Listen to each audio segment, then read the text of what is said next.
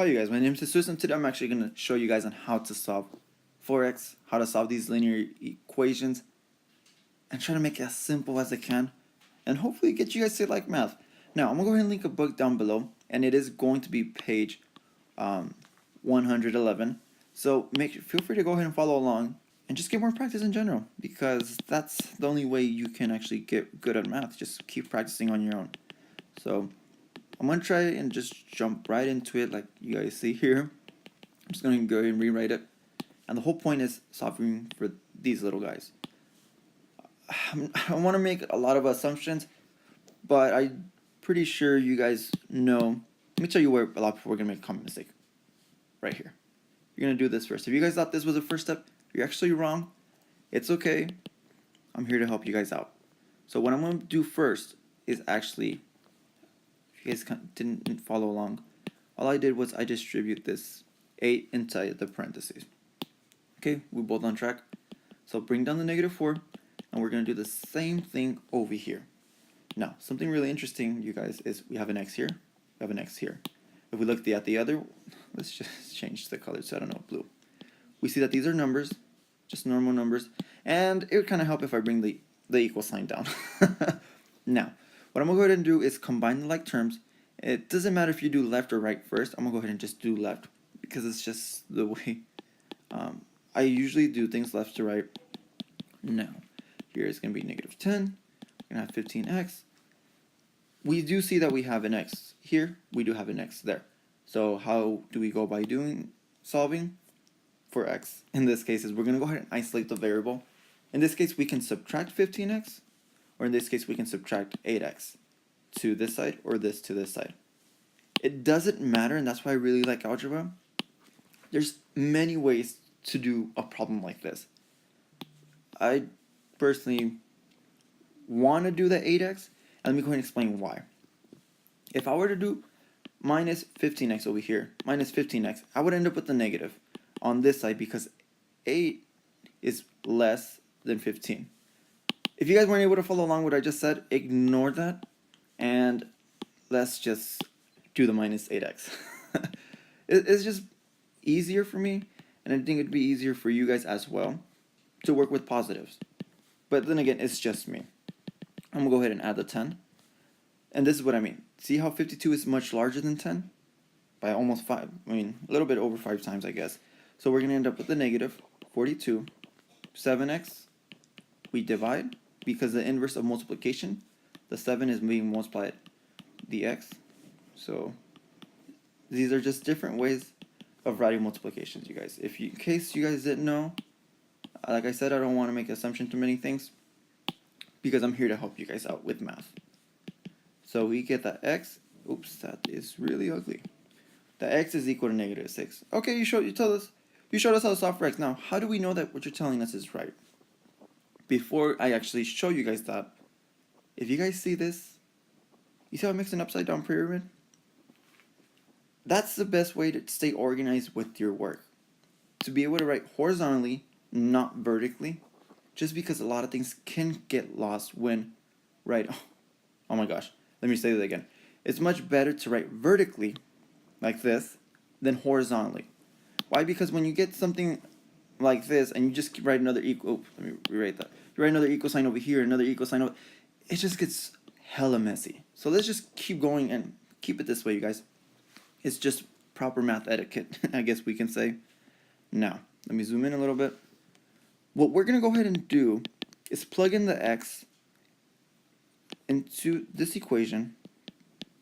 So I plugged in the x here, so I replaced it, an x with a -6.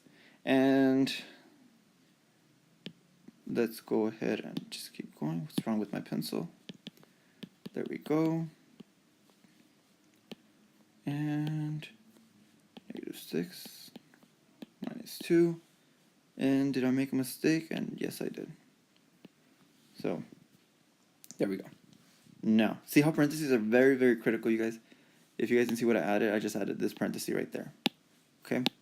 So let's follow PEMDAS. Did I write it up here? No, I didn't. So PEMDAS is, please excuse my dear Aunt Sally. Parentheses, exponents multiplication, division, addition, subtraction. Okay? Okay. Now, what we're going to go ahead and do now is follow this. We have parentheses, right? Check off. So this is a parenthesis, these are parentheses. Let's go ahead and do that. So negative 11, 8, minus 12. Once again, if you were going to do this first, what's in yellow, you're wrong once again. So let's go ahead and try to work on our order of operations so we won't make that mistake on the test, alright? So, oops, let's go back to the pencil. I think that would kind of help. This is a plus. Now, we're going to go ahead and do the exact same thing to the right hand side. So, excuse me. We do the parentheses first. So in this case, we have to go to the next step. Exponents. Oops. Exponents. We don't have any. So we go to the next one. Multiplication. We do have multiplication in here. Okay. So that's going to be our next step. So we do multiplication. So here we're going to get negative 30 minus 2. Then we do the following orders of operations. We can also do the multiplication now that we're at it on the left hand side. So let's go ahead and go by doing that as well. Okay. So I did the multiplication over here as well. That's all I did, and that's how I got the negative 88, in case you were wondering. A lot of ways, the way I actually see when doing order of operations, to be honest with you guys, is I repeat the process. I repeat this whole process multiple times here and another time here. Well, not multiple times, maybe just twice. So I repeat it on the left once, and then I repeat it again on the right hand side, just to be able to just to keep track. Because if you do all the multiplication at once, you can kind of get lost. You'll see what I mean in future math classes. So here we do have positive and negative. What does that mean? Your answer is going to be negative. Just remember that. Okay. So when you have a positive times, so let me write it. Positive times a positive, you get positive, of course. When you have negative times a negative, you get a positive. When you get negative times a positive, you get negative. Make sense? We good? Let's keep going. So we get the negative 4, we bring that down. Then we get 96, oh my gosh. Get 96. Don't forget to go ahead and do your slash and dash here. So your answer here is going to be negative 100. It's negative 100, therefore this should be negative 100. Let's make the assumption that it's right and just call it a day. No, not necessarily. Let's just go ahead and work it all the way out. Don't ever make that assumption. If you guys can see here, we were actually already almost done. So before I move on, slash and dash. And here we do get negative 100. Oops, that is 1000. So we do get negative 100. Okay?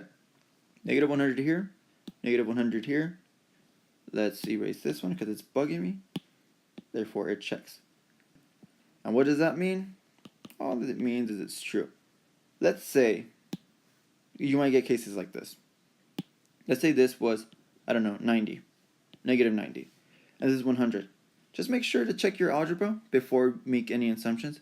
But all that means is that it is not true and it will be false. That's all. False, not falso. So it's going to be false. That's all it means, you guys.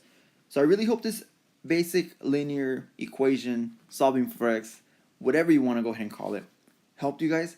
And stay tuned for the next video if you guys want to go ahead and see me solve something like this.